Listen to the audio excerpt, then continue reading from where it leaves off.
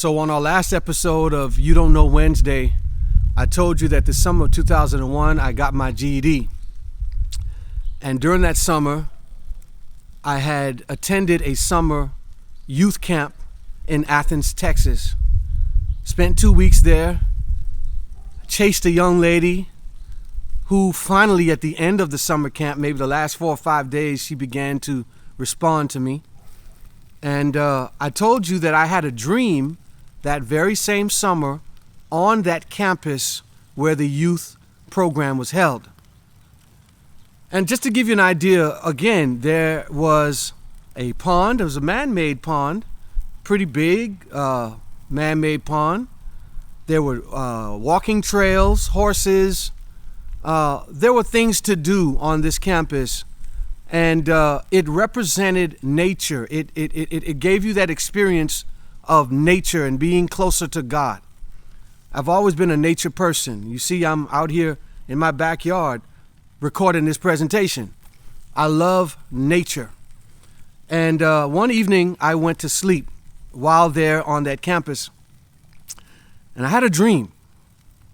Now this dream would only confirm what my mother had told me 9 years earlier at the age of 9. We were living in Atlanta, Georgia. I think the year was 93. And I remember my father had abused me physically. I was hurt to such an extent that my mother called the police. And when they came and they took him off to jail, I looked at my mother at the age of 9 and I said, "Mom, why does my dad treat me the way that he does? Why doesn't he love me?" That was my question to my mother. We were living in Atlanta, Georgia. And I remember she said to me, "Son," I'll never forget it. She said, "Son, I don't know why your father treats you the way he does. But what I do know is that God will use it to his glory." And at 9 years old, somehow I was able to understand that. And I love my mother for the fact that she was able to reach into my little heart and share with me what perhaps I wouldn't understand at that time. She trusted me with that information. She trusted me to look deeper into what she said, and it has never left me. So 9 years later in 2001, when I am 18, I go to sleep and I have this dream. In the dream, I'm standing on a beach in a country that seems to be oriental because I'm looking at how the buildings are made, and the buildings look like I'm in maybe Asia or China. But I wasn't sure. I have not been sure about that particular detail in the last 21 years. But I'm on a beach and there's a hurricane coming. Now, I lived in the Bahamas for several years. In fact, my mother's from the Bahamas. And if you know anything about any island, the beach is the last place you want to be when a hurricane's about to hit. And as I said, there was a storm brewing. A hurricane was about to hit the island, and everything looked just like it was about to go AWOL. The sky was dark. The wind was blowing very heavy in the dream, and the plants and the wildlife was just blowing and leaning to the side because of the wind. I remember all of that. And as I'm standing there on this beach in this country or in this place that looks like an orientally located place, I look into the land where the buildings are, and I notice these people running towards me on the beach. And as I'm looking at these people, they're getting closer. They're running towards me full speed. They're getting closer. And I remember when they finally got close to me, their appearance shocked me because they didn't look like Oriental people. They looked like African tribal people with their teepees around their waist, nothing up at the top, and basically tribal gear. That's what they looked like. They had spears in their hands, and they haul-tailed past me onto the beach where I was standing, and they hopped in these canoes, and they started hustling themselves out into the ocean. Now, again, this is strange because if a hurricane is coming, the last place you want to be is near the water. But not only were these people running on the beach where I was for some reason standing, but they're hightailing it into the water. And I'm like, maybe I should follow them. So in my dream, I look around on the beach because they had grabbed all the canoes that were present. And I mean, they were moving so fast, by the time I thought to follow them, I could barely see them in the distance. And so I looked around the beach and I found a paddle boat. Now, you guys know what a paddle boat is. And if you don't, it's a little boat that you propel with your feet like a bicycle, and it has the propellers are hooked up to where your foot is moving, and it propels you forward in the water, and you have a little deal that you turn and it guides you. I'm familiar with these because right there on that campus in Athens where I was that summer, there were several of them on campus at the lake.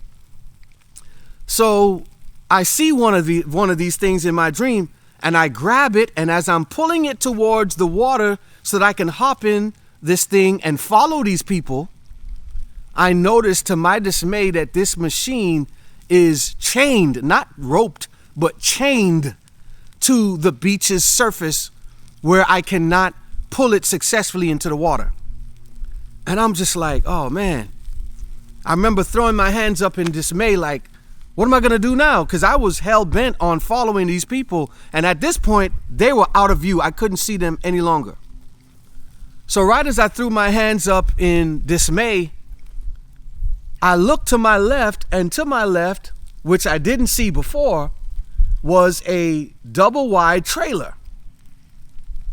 And I'm trying to figure out where this trailer came from, and a woman comes to the door while I'm trying to figure out what's going on. And she's a dark-skinned African-American woman, at least that's what she looked like. And she says to me, "Come in here, son," as if she knew that I was in danger or that I was trying to find my way. Because remember, I'm trying to go behind these individuals on these canoes to my danger, to my peril, because again, it's a hurricane. You do not want to be on the water. Well, she says, "Come in here, son."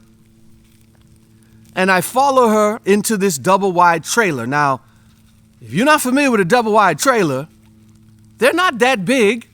When you walk in, it's just a small little cozy feel because it's not that much circumference in this trailer. But it's a home, and I'm grateful for anyone that had to ever live in one, which I am included. I've lived in one. Okay, it's a home, it's yours, you're paying rent on it or whatever. Don't be ashamed of your double-wide trailer, okay? But what I'm saying is that when I walked into this double-wide trailer, I expected to see just the four walls and the small enclosed space.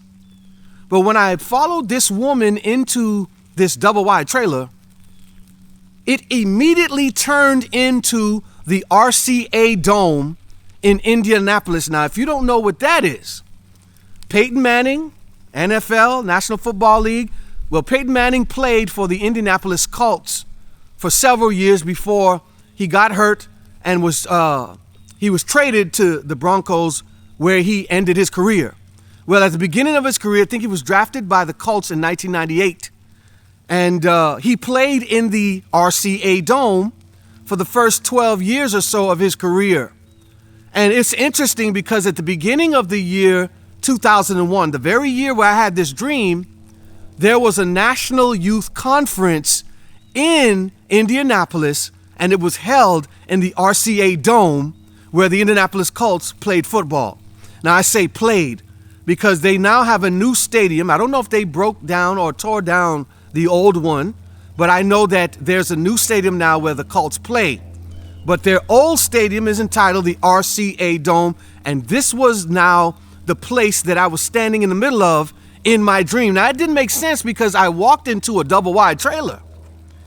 And by the time I got my bearings and looked around, I'm standing on a pulpit in the middle of the RCA Dome in Indianapolis. So from a beach to a double-wide trailer to a pulpit in the RCA Dome. Interesting, isn't it? And I'm standing behind the rostrum, or I'm standing behind the pulpit.